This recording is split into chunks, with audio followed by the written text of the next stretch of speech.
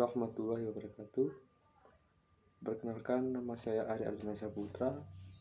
Saya dari kelompok 19 Fakultas Ekonomi jurusan Akuntansi akan melakukan resum untuk materi 1 dan 2 pada hari pertama PPAK. Untuk materi pertama yaitu UIN Maliki Malang memiliki 7 fakultas, yaitu 1 fakultas terbiah dan fakultas keguruan, fakultas yang paling tua di UIN Maliki Malang. Selanjutnya yaitu fakultas syariah, fakultas ekonomi, fakultas psikologi, fakultas saintek, fakultas humaniora, dan yang terakhir fakultas ilmu kedokteran dan kesehatan. Selain itu di UIN Maliki Malang juga memiliki 15 program studi pasca sarjana. Total program studi di UIN Maliki Malang Ibrahim Malang yaitu mulai dari S1, S2, dan S3, totalnya semua ada 46 program. Ada 46. Berdasarkan roadmap rencana induk pengembangan UIN Maliki Malang, maka kampus ini berada pada tahap international recognition and international reputation. UIN Maliki Malang punya hampir 500 mahasiswa internasional dari 34 negara, yaitu 500 mahasiswa itu adalah mahasiswa asing dari 34 negara yang kuliah di UIN Maliki Malang. Sejak tahun 2008, UIN Maliki Malang mendapatkan sertifikasi ISO, SNM, ISO 9000 2000 dan 9000 2008, SNM, ISO 9000 2015. Pada tahun 2020, 4 program studi mendapatkan sertifikasi Accounting A. Ada 2 integrasi. Di UIN Malang ada 2 integrasi. Yang pertama, integrasi keilmuan memadukan antara sains dan Islam. Yang kedua, integrasi kelembagaan memadukan antara perguruan tinggi dan pendidikan pesantren. Di kampus UIN Malang ada mahat yang digunakan untuk pengembangan karakter ulul albab, dimana itu yaitu agar mahasiswa di UIN Malang yang sebelumnya tidak mondok dapat merasakan bagaimana rasanya seperti di pesantren gitu. Jadi di UIN Malang itu akademik dapat, religius pun juga dapat. Di kampus UIN juga dapat. Di kampus UIN Malang ada juga RTQ dan HTQ untuk mahasiswa yang akan melakukan tahfidz atau hafalan juz. Untuk materi berikutnya yaitu materi dari Dr. Ilvi Nurdiana. Pesan buat calon pemimpin masa depan dari beliau yaitu adalah pemimpin besar bukan orang yang pandai merangkai kata-kata semata, tapi orang yang mampu melaksanakan apa yang dikatakan. Pemimpin sejati bukan orang yang hanya mampu memprovokasi dan mudah terprovokasi, tapi yang mampu membangun jati diri dan memotivasi. Di UIN Maliki Malang diwajibkan membayar mahat. Uang tersebut digunakan untuk kebutuhan sehari-hari santri di mahat dan juga proses belajar mengajar. Jadi beliau ini di bagian keuangan gitu ya. Beliau menjelaskan seperti itu tadi, dan ada penjelasan lagi untuk lebih lengkapnya, tapi ini saya rangkum agar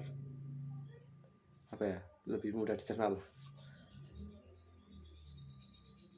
Mahasiswa yang mahat akan diberikan pembelajaran bahasa Arab dan bahasa Inggris selama 1 tahun. Jadi mahat itu dilaksanakan selama 1 tahun dan mereka akan diberikan pelajaran bahasa Arab dan bahasa Inggris.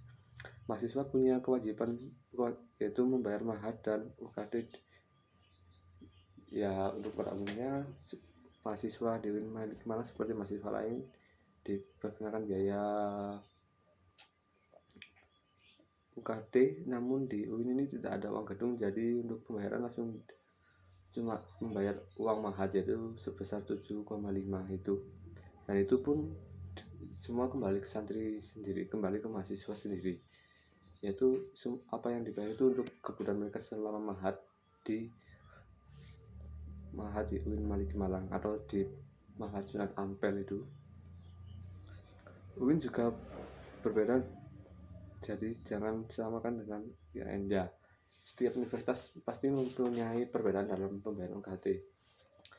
Bahkan sesama UIN pun di Indonesia pasti berbeda-beda untuk pembayaran UKT. Jadi bila ada yang lebih rendah, jangan protes atau gimana, itu kan semua tergantung fasilitas. Semakin kita bayar lebih, jadi fasilitas itu semakin lengkap. Jadi di UIN ini untuk segini tuh rata-rata lah. Tapi di UIN kan banyak untungannya, kita tidak harus membayar uang gedung, cuma membayar uang mahat itu. Sekian dari saya untuk yang materi kedua di hari pertama. Untuk materi selanjutnya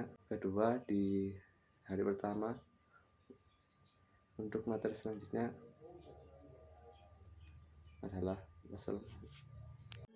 Assalamualaikum warahmatullahi wabarakatuh. Saya akan melanjutkan rangkuman untuk hari kedua, yaitu untuk materi pertama adalah DEMA. Apa itu DEMA? DEMA adalah Dewan Eksekutif Mahasiswa, merupakan organisasi intrakampus dalam kurung OMIK yang merupakan lembaga eksekutif mahasiswa di level universitas. Dan adapun fungsi DEMA sebagai pelaksana program organisasi kemahasiswaan. Yang kedua, lembaga mengkoordinasikan dan menginstruksi pelaksanaan kegiatan kemahasiswaan di tingkat universitas. Dan adapun tugas DEMA, yaitu 3 tugas DEMA. Yang pertama, melaksanakan program kerja organisasi yang sudah disepakati oleh Senat Mahasiswa Universitas. Yang kedua, mengkomunikasi dan menginformasikan kegiatan kemahasiswaan di tingkat universitas. Untuk yang ketiga, melaksanakan koordinasi dan sinkronisasi kegiatan kemahasiswaan Kementerian DEMA Universitas. Untuk Kementerian DEMA Universitas, kegiatan mahasiswa ini tidak mungkin dilaksanakan sendiri. Jadi harus ada beberapa kementerian yang kemudian menjabarkan dan menerjemahkan keinginan kita di Dewan Eksekutif Mahasiswa atau DEMA, agar semua yang dimaksud sebagai upaya pengembangan soft skill dari mahasiswa UIN Malang ada 6 kementerian itu. Yang pertama, Kementerian Dalam Negeri yang bertugas mengkoordinasi atau mengkomunikasikan di tingkat internal UIN Malang. Yang kedua, Kementerian Luar Negeri yang bertugas untuk langkah eksternal kita. Ada KLN yang akan mengkomunikasi lembaga-lembaga di UIN Malang dengan lembaga di luar UIN Malang, sehingga kita tidak hanya kuat di internal tapi kita berusaha kuat juga di eksternal, itu atau di lingkungan luar UIN Malang gitu. Yang ketiga, Kementerian Sosial, Hukum, dan Politik. Tugasnya untuk pengembangan atau kajian yang terkait isu-isu yang berkaitan dengan sosial, hukum, dan politik. Sebagai mahasiswa, kita tidak hanya belajar dari satu sisi, kita harus memperkuat dari sisi lain, sehingga kita menjadi pribadi-pribadi yang multitasking. Yang ketiga, Kementerian Agama, yaitu bertugas untuk berkolaborasi dengan sebagai kampus yang ulul albab atau beragama gitu. Yang selanjutnya, Kementerian Pengembangan dan Kreativitas.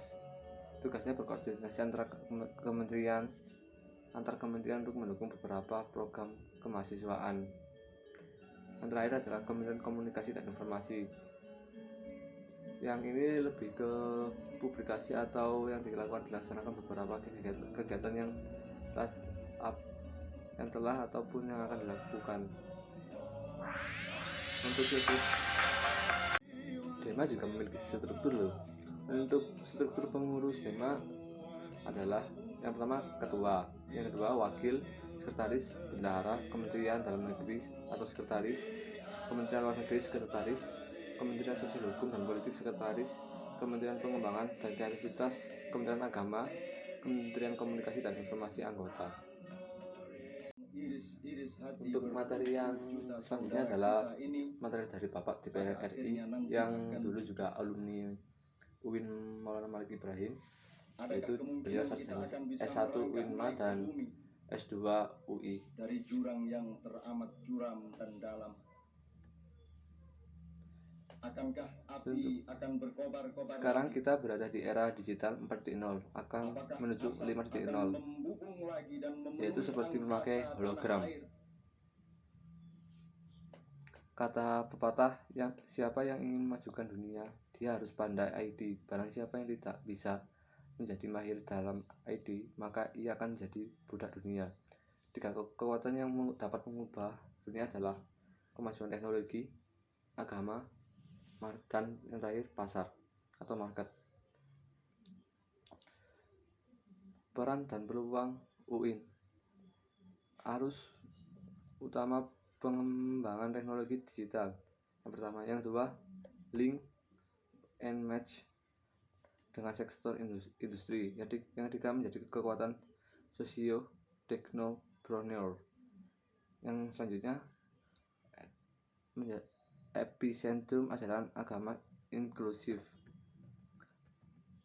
Cara bekerja pada masa depan adalah munculnya jenis pekerjaan baru akibat digitalisasi dan otomatisasi. Cara menjadi generasi unggul. Yang pertama,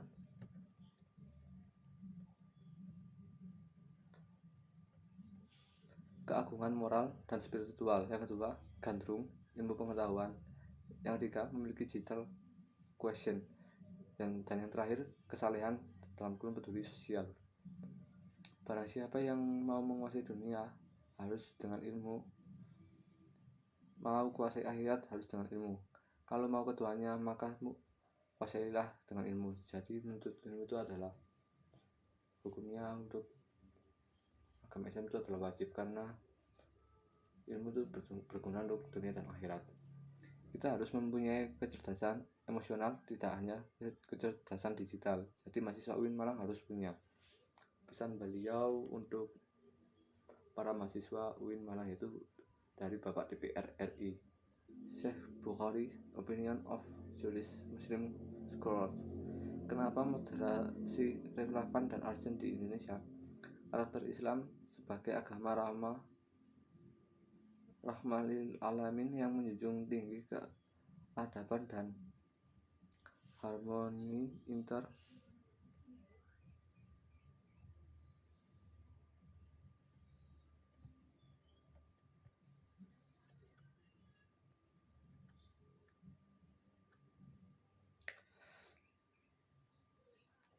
antara pemeluk agama.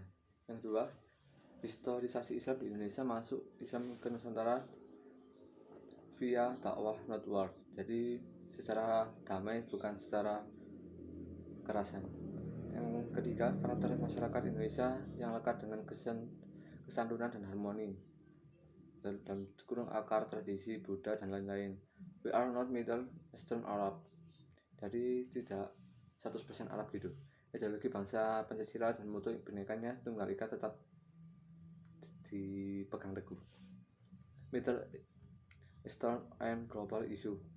Isu politik yang terkait dengan Timur Tengah dan politik global baik secara langsung atau tidak dapat mempengaruhi pemahaman dan sikap keberagaman masyarakat Indonesia, serta tidak mengganggu agenda moderasi Islam seperti konflik Palestina versus Israel, aliansi politik Arab Amerika dalam Barat, yang ketika oil, economic interest, political dispute and hypocrisy.